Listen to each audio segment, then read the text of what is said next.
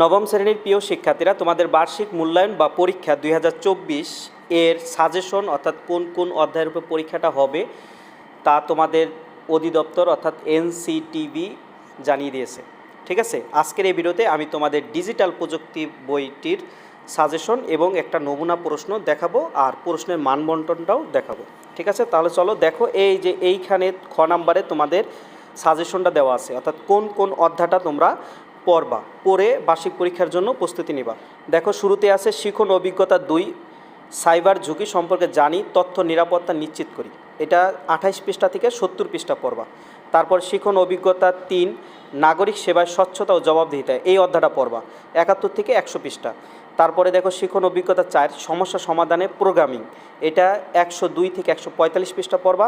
এবং শিখন অভিজ্ঞতা 5, চলো নেটওয়ার্ক বানাই, এটা পড়বা 146 থেকে 168। এর অর্থ হচ্ছে 28 থেকে 168 পৃষ্ঠা পর্যন্ত এই অধ্যায়গুলো পড়ে তোমরা বার্ষিক পরীক্ষার জন্য প্রস্তুতি নেবা। ঠিক আছে, দেখো এইখানে তোমাদের গ নাম্বারে বলছে শিক্ষণকালীন মূল্যায়ন আর সামষ্টিক মূল্যায়ন 30%, 70%।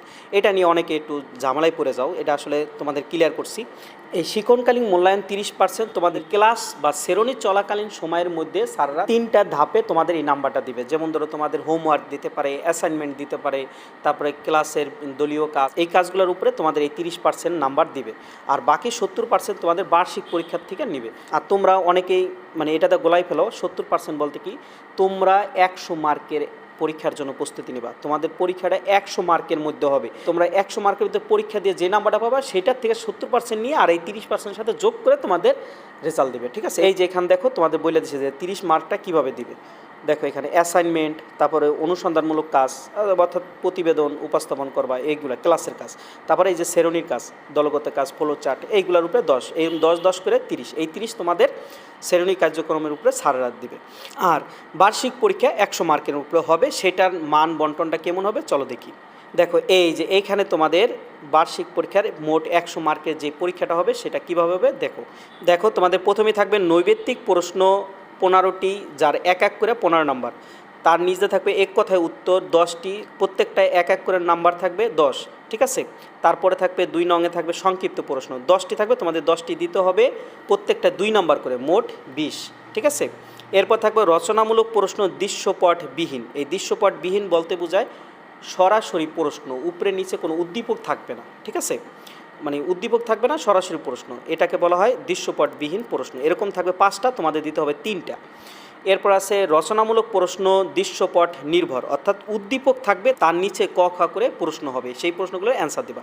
তোমরা সৃজনশীল দিয়েছিলা আগে যে 6-7-এর, সেই অনুরূপ ওরকম হবে। ঠিক আছে, প্রশ্নগুলো এরকম থাকবে 7টা, তোমাকে দিতে হবে 5টা, মোট নাম্বার থাকবে 8 করে 5টা 40, এই মোট 100 নাম্বার। আর এই 100 নম্বরের পরীক্ষাটি তোমাকে দিতে হবে 3 ঘন্টায়, তোমাদের সময় থাকবে 3 ঘন্টা। ওকে, চলো এবার আমরা একটা নমুনা প্রশ্ন দেখি। প্রশ্নের প্রথমেই থাকবে নৈবেত্তিক প্রশ্ন অর্থাৎ এমসিকিউ। এই এমসিকিউ থাকবে 15টা, কয়টা? 15টা। এই যে 1 থেকে এই 15টা পর্যন্ত এমসিকিউ থাকবে, এগুলো তোমাদের অ্যান্সার করতে পারবে। দেখো এই যে একটা প্রশ্ন থাকবে, তার নিচে 4টা অপশন থাকবে, এর মধ্যে থেকে যেটা সঠিক ওটা তোমার খাতায় লিখতে হবে। ঠিক আছে, ওকে।